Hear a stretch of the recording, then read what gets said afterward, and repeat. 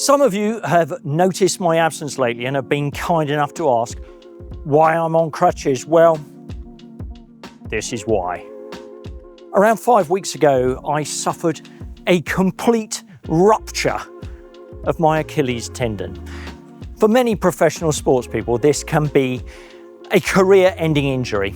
I'm not a professional sportsman, but as a professional hunter, I'm hiking in some pretty tough environments. Could this end my career as a professional hunter? But firstly, how did I do it? Well, most Achilles ruptures occur doing explosive sports like football, tennis, and basketball, which require sudden, strong contractions of the calf muscle. In fact, I did mine sprint training in the garden. To make matters worse, I was doing it in barefoot on a grassy incline. Mystery over. In fact, it was horrible. The Achilles is the biggest tendon in the body, and when it snaps, it literally goes off like a gunshot. My calf gave away from under me, and believe it or not, my wife even heard it from inside the house. It was straight to A&E and a 7-hour wait to get my foot set in a cast. For the first few days, I literally couldn't believe it. I was kind of in denial, I suppose. I thought I could carry on as usual. I literally felt like a caged animal, like I'd got my foot stuck in a snare.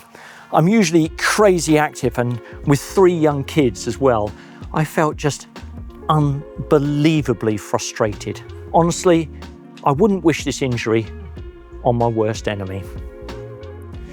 Now, the great Richard Pryor once wrote about an injured and sick deer and how one thing can lead to another, and set you off on what he called a debilitating spiral of decline.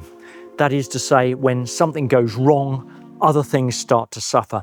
You get weaker, you pick up other injuries, and things can go downhill fast. And that's a phrase I've always kept in my mind. I've been pretty determined, therefore, that this won't be me. So within the week, and with an orthopedic boot fitted, I was back in the gym and getting loads of physio. Of course, I needed some help, so took on Geordie from JB Fitness, a brilliant, honestly a brilliant personal trainer with experience in sports therapy. I've got a degree in sports science myself and have competed nationally in both athletics and taekwondo, so I'm pretty familiar with the gym, but having Geordie there to help me get about and give me some extra motivation and advice has been a lifesaver. So it's so important to get back into exercise as soon as you can after you've had an injury, because most people, they tend to think that you get an injury, they take 3 months off, they then try to get back into the exercise, and they find that they've lost all of the progress that they made before. Whereas if they actually just stay training like we have, we've adapted it, we've tailored it a bit softer than we would normally go, you're actually keeping the benefits of all of the growth you've made already.